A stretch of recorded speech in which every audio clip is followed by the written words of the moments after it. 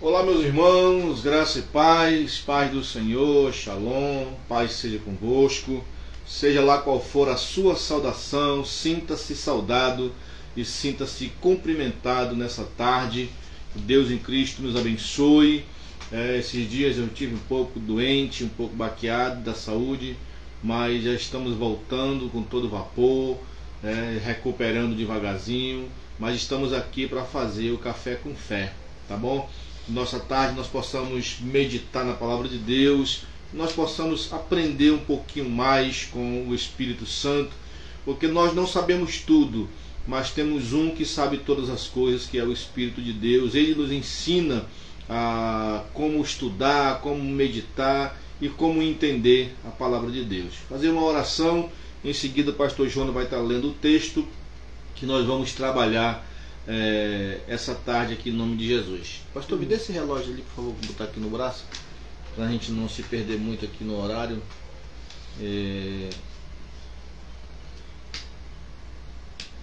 Com 4h27, nós vamos aí 4h47, mais ou menos 20 minutos de estudo para nós meditarmos. Senhor nosso Deus e nosso Pai, te damos graça nessa tarde. Muito obrigado por mais um dia de vida, pela oportunidade que o Senhor está nos dando de estar aqui para ministrar a tua palavra, para estudarmos, para conversarmos sobre as coisas boas da tua palavra.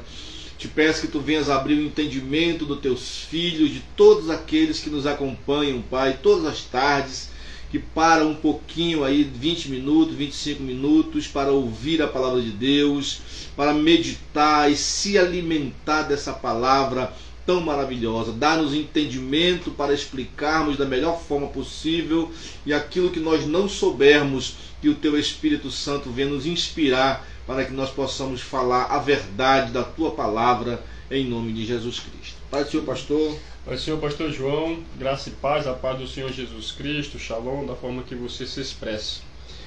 Hoje nós vamos aqui meditar numa palavra onde um dos maiores especialistas em falar por parábolas agora é Jesus Cristo. E hoje nós vamos falar sobre uma parábola que Jesus ele trouxe em termos dos seus ensinamentos, a qual ela está no livro de Marcos capítulo 12, e tem por título a parábola dos lavradores. Ela também se encontra no livro de Mateus capítulo 21, livro de Lucas capítulo 20, onde aqui Deus ele vai, através do seu Filho, nos orientar a algo maravilhoso.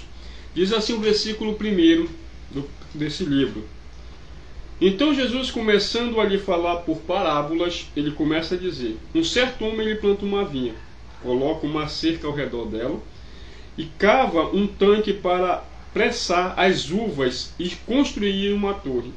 Depois ele o arredou-se dessa vinha e chamou alguns lavradores e foi trazendo, e foi fazer a sua viagem.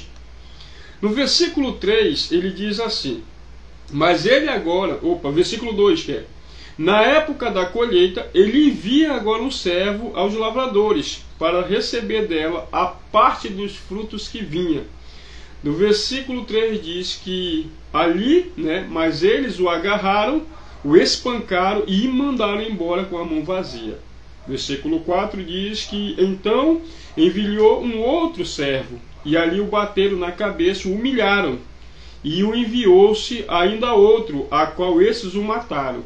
E enviando muito mais outros, a qual ali eles bateram e até mesmo o mataram. Versículo 6 diz: Faltava-lhe ainda um para ser enviado, e esse seria o seu filho amado. Por fim ele o enviou, dizendo: esse é meu filho, então o respeitarão. Mas os lavradores disseram uns aos outros: Este é o herdeiro, venham, vamos matá-lo e a herança será nossa. Assim eles o agarraram, o mataram e o lançaram para fora da vinha. Aí entra aqui uma pergunta para que todos nós possamos refletir. O que farás então o dono da vinha? Ele diz: ele virá e matará aqueles lavradores e darás a vinha a outros. Vocês nunca leram as passagens das Escrituras? Nós já até falamos sobre esse assunto aqui uma certa vez no programa. Diz assim: a pedra que os construtores rejeitaram, essa se tornou a pedra angular. Amém? Quando nós olhamos para dentro dessa palavra, eu posso entender, até mesmo interpretá-la de duas formas, né? A primeira forma que eu posso interpretar e entender é que quando aqui Jesus ele está, através dessa parábola, ele está nos mostrando um caminho que ainda nós podemos verdadeiramente chegar a um arrependimento e naquele grande dia não sofrermos os danos a qual virá. E um outro ponto que eu passo a analisar em termos dessa palavra é que aqui Jesus também está nos orientando para os finais dos tempos. O que acontecerão com todas essas pessoas que rejeitaram aquele povo, as pessoas que Deus enviou e até mesmo rejeitaram o seu próprio filho. Porque o que me levou a pensar em termos desta forma foi que quando ele envia mensageiros, envia outras pessoas, você vai ver que ele não desistiu. Ele Esses mensageiros, meu pastor, seriam os profetas que... Os profetas, falando do passado, isso, né? Porque geralmente quando Jesus contava uma parábola, eram coisas que já aconteceram ou que iam acontecer. Né? Eu analiso essa parábola, essa colocação como algo... Ela pode simbolizar uma coisa futura, mas eu quero analisar aqui contigo o passado. Ele mandou os seus profetas, essas pessoas que vieram em nome do Pai, e os profetas foram mortos. Depois veio os discípulos foram mortos. Ele mandou o seu filho Jesus, e o seu filho também foi morto por aqueles homens, né? Mas pode também simbolizar algo no futuro, né? Uma prestação de conta com cada um de nós, né? Eu até trago logo já de início, aplicando essa palavra na igreja de hoje que está na terra, né? Se Jesus envia um anjo ou envia alguém, como ele sempre envia, envia um profeta, envia o pastor Jonas, envia o pastor João para falar, para cobrar alguma coisa da igreja, o que eles dizem? Vocês não têm nada a ver com isso, entendeu? Cada um cuida da sua vida, quer dizer, não aceitam uma cobrança direta do Pai. Eu acredito, pastor Jonas, se tivesse um culto numa dessas igrejas grandes que nós temos em Manaus, de 2.000, 3.000, 5.000, 10.000 pessoas que tem nessas igrejas, se descesse um anjo ali para derramar fogo, para derramar poder, eles iam receber. Mas se descesse um anjo para fazer uma cobrança, eles iam dizer que era coisa do diabo. Porque hoje é a formação que a mentalidade humana ela se encontra. É por isso que eu acho que está em 2 Pedro, ou é Paulo que descreve essa palavra, que ele diz que chegaria uns tempos em que o príncipe desse mundo cegaria o entendimento de muitos, né? E hoje o que nós estamos vendo é isso, irmão. Muitas pessoas com seus pensamentos, com a sua formação cega. E Jesus ele nos orientou muito quando ele estava dando um dos ensinamentos ali para os fariseus. E é por essa forma que Jesus ele traz a nós essas revelações divinas, né? Porque teve um discípulo que perguntou para Jesus: Senhor, por que tu falas por parábolas? E Jesus, ao responder, ele disse: era para vocês é dado a conhecer o reino de Deus, mas ao demais eu falo por parábolas para que eles ouvindo não entendam e que eles vejam não possam verdadeiramente analisar aquilo. Compreender. Então, quando nós olhamos para essas parábolas aqui, a qual Jesus ele nos mostra, o princípio o começo da leitura, eu entendo como Deus, né? Nós podemos analisar no passado como Deus, né? O que Deus ele faz? Ali no começo da criação humana, Jesus ele faz o homem, forma o homem, prepara um jardim, dá tudo para o homem, né? Só deixa ele uma ordenança, dizendo simplesmente só cativa e cuida. Mas também ele dá uma ordem dizendo: olha, mas tem uma árvore e dessa árvore você não deve tocar e nem comer dos frutos, né? Então nós vamos ver uma coisa assim, como se eu pudesse fazer uma colocação. Deus preparando, como ele diz aqui, uma vinha. Deus ele prepara todo esse lugar, todo maravilhoso, entrega para nós e dá a nós essa responsabilidade. Mas depois daquilo que verdadeiramente nós estamos trazendo como os talentos, quando ele entrega os talentos a um e talento a outros, naquele dia ele vai requerer de nós o que verdadeiramente o que nós fizemos para que aquilo ali pudesse haver um crescimento. Então, quando ele faz isso, nós vamos ver que aí ele manda, e é no dia das colheitas que verdadeiramente ele começa a mandar os servos. Eu analiso assim, pastor João, mesmo Deus sabendo, como as pessoas dizem, mas se Deus sabia que tudo isso ia acontecer, então por que ele permite que isso aconteça? É para que nós possamos entender, irmãos, que Deus, as pessoas hoje imaginam que Deus é carrasco, que Deus é isso e aquilo. Não, Deus ele nos faz com livre-arbítrio. Entendeu? Liberdade de escolha, né? E se você vê aqui, como ele diz, esse certo homem ele planta, ele coloca, ele faz uma cerca, ele mesmo cava um buraco, prepara ali, constrói uma torre. E o que ele faz agora? Eu vou escolher alguns lavradores somente para cuidar. E quando começa a vir um plantio, o que ele faz? Imagino eu assim que talvez ele se alegraria de saber que aqueles caras reconheceriam que toda aquela obra que foi feita não partiram dele, mas eles receberam de alguém que antes disso tudo, só para cuidar, só para ter esse mantimento, só para cuidar da vida. E hoje nós vemos muitas vezes a gente sem querer bate no peito e diz a minha igreja. Na verdade nós não temos igreja aqui na terra, nós somos mordomos, como nessa parábola aí. Os lavradores aí, eles são mordomos que foram escolhidos para cuidar daquela horta, né? Ela não era deles, aquela vinha não era deles, eles eram apenas mordomos. Podemos aplicar também para cada um de nós, porque a gente às vezes pega uma passagem como essa e lança só sobre os líderes da igreja, sobre os cabeças, mas isso aqui é para cada um de nós. Pastor Jonas tem um talento, é uma vinha. Pastor João tem um talento, é uma vinha que Deus entregou, e no momento da colheita ele vai me cobrar essa vinha que entregou na minha mão. Você que tem um talento e fica somente olhando as coisas acontecerem, não se manifesta, não faz, não... Agora há pouco eu cheguei do trabalho um pouco cansado, né? E estava comentando com o pastor Jonas a questão do tempo. Estou cansado, estava um pouco enfermo, mas se nós organizarmos o nosso tempo, nós teremos tempo para cuidar das coisas de Deus. Às vezes é porque nós não organizamos o nosso tempo. Nós andamos desordenadamente e não organizamos o nosso tempo, e esquecendo que uma hora dessas a colheita vai ser feita e o lavrador, o dono da obra, ele vai vir cobrar a cada um dos lavradores que ele entregou nesta terra. Quem são esses lavradores? É eu e é você. Não tente jogar culpa em cima de ninguém, porque você também faz parte desses lavradores. Você faz parte dos escolhidos que Deus separou para tomar conta da sua vinha. O que é a vinha? É a obra de Deus.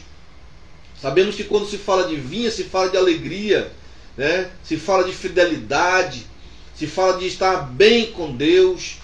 E o problema é que nós nos esquecemos que um dia nós vamos ter que prestar conta de tudo aquilo que nós fazemos aqui na face dessa terra.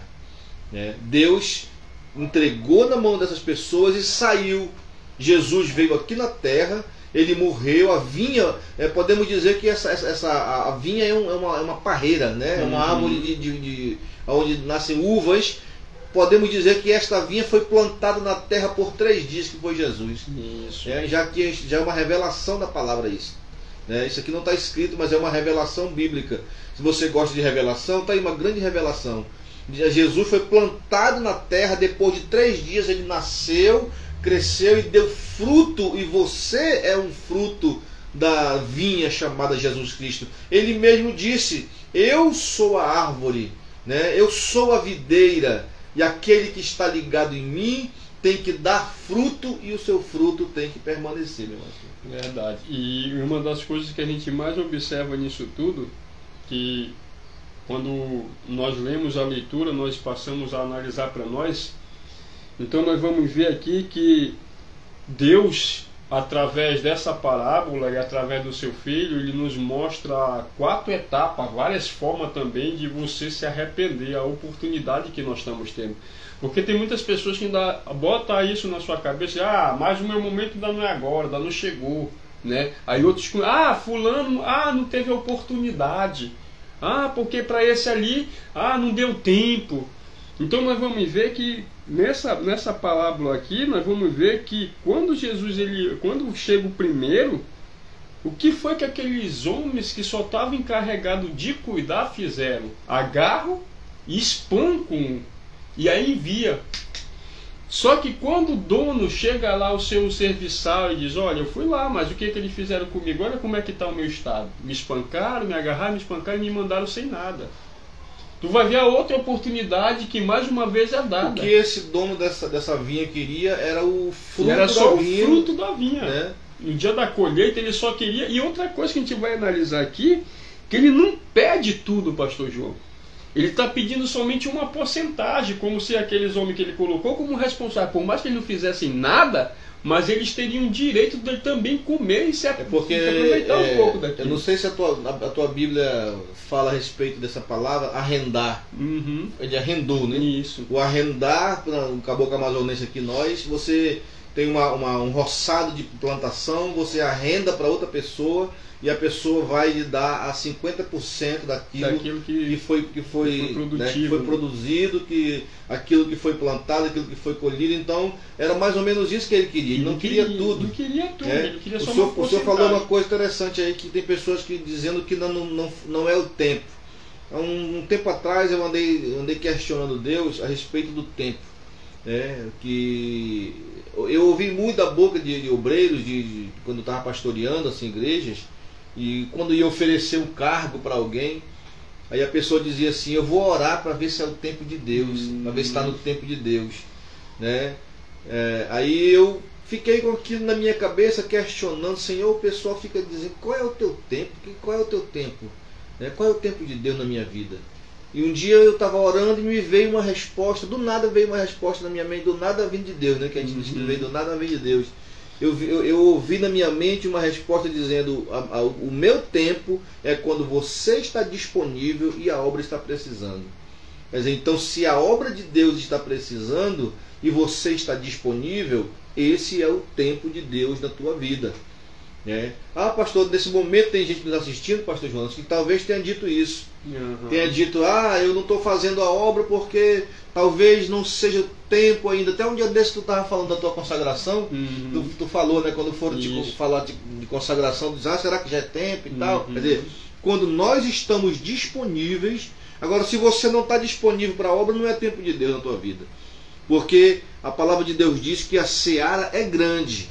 Tem muita coisa para ser feita. O problema é que tem muita gente parada. Eu não quero aqui criticar, mas já criticando, você entra dentro de uma igreja, tem 30, 40 obreiros sentados num púlpito de uma igreja. Verdade, sim. Só sentado no púlpito de uma igreja, batendo palma, dando glória a Deus, às vezes, quando dá, né? E não tem fruto nenhum. Não cuidam da vinha, que é as pessoas que são salvas em Cristo Jesus Cristo. Então, é preciso que nós tenhamos esse cuidado, gente. É preciso que nós possamos meditar, né, que Deus é o lavrador. E Ele arrendou para nós. Simplesmente Ele arrendou para nós e nós vamos ter que prestar conta. O que Ele quer de nós? É só a nossa fidelidade. O que Ele requer de nós é a nossa fidelidade. Verdade. E o nosso tempo ele é corrido, irmãos. E umas coisas que eu acho bem interessantes. Já temos 5 minutos ainda. Que eu acho interessante aqui é a forma como, assim, para que nós possamos entender, é a forma como Deus ele pensa ao nosso respeito. Porque quando chega a esse ponto que ele viu que fizeram com aqueles a qual ele havia enviado, ele diz: poxa, eu vou dar mais uma oportunidade. E essa oportunidade agora ele disse: eu vou pelo menos mandar alguém que verdadeiramente me represente, aonde as pessoas são cientes que esse verdadeiramente é o dono de tudo aquilo que eu construí, que eu fiz. E ele envia quem agora? O seu filho. Com essa expectativa, eu vou mandar o meu filho, que eles vendo o meu filho, talvez eles respeitam ele. Só que ali você vai ver que aqueles homens já tinham uma mente formada, eles já tinham algo que verdadeiramente já estava tudo planejado.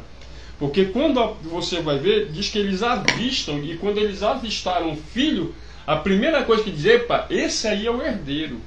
E ali você vai ver que eles colocam em cena um plano. E qual foi o plano? Vamos matá-lo Se nós matar ele, nós seremos verdadeiramente os donos e os herdeiros de todo esse plantio. Só que aí nós vamos ver algo interessante, irmão, que é por isso que essa parábola, tanto ela nos leva lá no passado, como ela me faz refletir no meu dia de hoje, ela também me faz analisar o futuro. Porque você vai ver uma coisa, que quando eles fazem isso, automaticamente despertou no pai uma raiva, uma ira. Porque hoje, sendo a forma humana, falando para nós que somos pais, se um dia eu souber de uma notícia de um ser humano que fez alguma coisa de ruim com um filho meu, só se eu tiver bem tratado e espiritualmente mesmo, para mim chegar a um ponto de ver uma situação dessa e como dizer, vamos deixar para lá. Mas se a gente olha da forma como nós estamos aqui, na forma carnal, a vontade que um pai faz, matou meu filho, eu vou matar esse cara. Porque desperta em nós uma raiva e uma ira. Imagine o que aconteceu aqui quando esse pai soube o que fizeram com seu filho. É por isso que ficou essa pergunta aqui. O que farás agora o dono dessa vinha? E a resposta que foi dada foi, ele virá. E diz, e ele matará aqueles lavradores e ele darás a vinha a outros. Tu sabe para quem Jesus estava especificando no passado essa parábola, e eu posso trazer para o nosso tempo também de hoje? Ele vai dizer que eles, quando ele começou a falar nisso, ele estava se referindo para o povo judeu, para o povo fariseu naquela época. Veio para o que era os seus, né? Os seus, né? Porque você vai ver claramente que tudo, nós vamos ver que desde o princípio do começo da geração humana, sempre quem foi a geração que Deus mais amou? Foi a geração de Israel, o povo de Israel. Mesmo sendo rebelde, mas Deus sempre provou ali o seu amor. O povo judeu, ele foi verdadeiramente esses fundadores da nação de Israel, a quem Deus confiou verdadeiramente ser os maiores pregadores do Evangelho. Mas eles acharam que o conhecimento que eles receberam, é como diz aqui, essa vinha que foi entregue a eles, eles se acharam como se fossem os donos. Por isso que eu me referi ao sentido passado. Que os primeiros que vieram, que foram apedrejados, que morreram, que apanharam, foram os profetas. Foram os profetas. E quem que vieram falar para o povo de Israel, que eram os lavradores que Deus havia entregado sua vinha. Né? E quando ele enviou seu filho Jesus, ele retirou da mão deles, e tem um versículo que diz, ele veio para o que era seu, e os seus não o receberam, mas todos quantos o receberam, deu-lhes o poder de ser chamado filhos de Deus. E quando o pastor João estava vendo aqui uma coisa assim, e eu cheguei a entender, não sei se o senhor também vai chegar a entender dessa forma, que quando ele está falando em termos dessa parábola aqui, ele estava se referindo ainda que o filho não teria sido morto, né? Mas ele já estava se antecipando a sua morte. Né? Porque no caso, como ele diz aqui, que quando eles viram o filho, quando ele chega no versículo 14, que ele fala que quando o povo judeu entenderam que Jesus estava falando para eles, o que foi que eles fizeram? Eles já verdadeiramente já começam ali a arrumar planos de como verdadeiramente executar Jesus Cristo. Então você vai ver que teve coisas que Jesus ele orientou que haveria já acontecido. Tinha coisas que ele estava ali ensinando que ainda não tinha acontecido, mas ainda ia acontecer, né? Então, quando nós vamos ver aqui, irmão, nós vamos entender coisas maravilhosas que Deus ele nos revela. Eu vou falar um pouco aqui para me resumir da minha situação. Teve coisas na minha vida que pessoas falaram que já aconteceram. Mas teve coisas que as pessoas falaram ali para mim que me deixou com uma pulga atrás da orelha e que verdadeiramente ainda não aconteceram, mas ainda vão acontecer. Então, quando essa parábola ela foi lançada, automaticamente eles caíram em si quando ele falou em termos da pedra, que é a pedra que foi rejeitada. E essa pedra, todos nós sabemos claramente que essa pedra é Cristo. E hoje nós estamos vendo que tem muitas pessoas que ainda continuam, ainda rejeitando Jesus. E naquele grande dia, irmão, quando o dono mesmo vir, que vai ser o nosso próprio Criador, a palavra vai dizer que a essas pessoas ele mesmo se encarregará de prestar conta com elas. Então eu quero aqui finalizar em termos das minhas palavras. Se hoje nós recebemos de Deus, né, esse privilégio de Ele ter plantado todas essas maravilhas e ter nos entregado, e só o que nós temos que fazer é somente cuidar, cativar, e naquele grande dia tendo reconhecimento, dizer: Senhor, aqui está tudo aquilo que Tu me deste, e está aqui o que eu pude ainda, através do que o Senhor me deu, ainda trazer de acréscimo para o Senhor. Não porque hoje nós temos o mal, como disse o pastor João. Deus nos entrega algo, a gente quer bater no peito e dizer: é meu, é nosso. E nada é nosso, irmão. Tudo que tem nesse mundo pertence a Deus. E nós somos simplesmente um serviçal a qual Ele estabeleceu sobre essa terra, nos dando o privilégio de cuidar daquilo que é dele. Então eu quero deixar essa palavra para você nesta tarde, para que nós possamos refletir. Ainda é tempo de verdadeiramente nós não sermos como esses lavradores, de nós sermos essas pessoas que aquilo que Deus nos entregou naquele grande dia, temos o reconhecimento de dizer: Senhor, está aqui tudo que o Senhor me entregaste, está aqui tu lhe devolvendo, e tu trazendo as porcentagens de tudo aquilo que ainda eu pude, através daquilo que tu me deste, multiplicar. Amém, meus irmãos? Amém. Eu vejo também já no finalzinho das nossas palavras, eu vejo também uma questão de fidelidade, né, pastor? Uhum. Porque se esse homem dessa parábola, né, que era Deus, entregou na mão desses lavradores, é porque eram pessoas de confiança. Isso. Porque ninguém vai entregar um negócio, um dinheiro, ou uma casa, uma empresa na mão de alguém que não confie. Então, se Deus entregou algo nas suas mãos, é porque Ele confia em você. Talvez nem você acredite em você mesmo, mas Deus acredita em você. Deus acredita em mim. Muitas vezes você pensa que não vem no nosso coração a vontade de parar, de desistir, né, por ver tantas coisas acontecendo, e muitas vezes nós queremos fazer algo para Deus e não temos condições financeiras, né? O nosso projeto continua, um projeto chamados para servir, né? E Deus tem comissionado para que nós venhamos a fazer sopa, fazer o café da manhã e abençoar a vida das pessoas. Esse é o chamado que Deus colocou no nosso coração. Tem alguém aí, pastor? Temos a Vanusa Pires. Vanusa, minha prima, paz do Senhor, Deus abençoe. E a Zenilda Kudava. Zenilda é nossa assistente fiel lá de Curitiba, no Paraná. Que Deus em Cristo os abençoe. A Gleiciane também deve ter assistido. O Dinho, muita gente aí, meu irmão Juraci, a Helena, que assistem muito o nosso, e todos os irmãos que participam juntamente conosco. Peço um favor a você: compartilhe, que todos aqueles que compartilharem, eu vou estar oferecendo uma caneca como essa para você.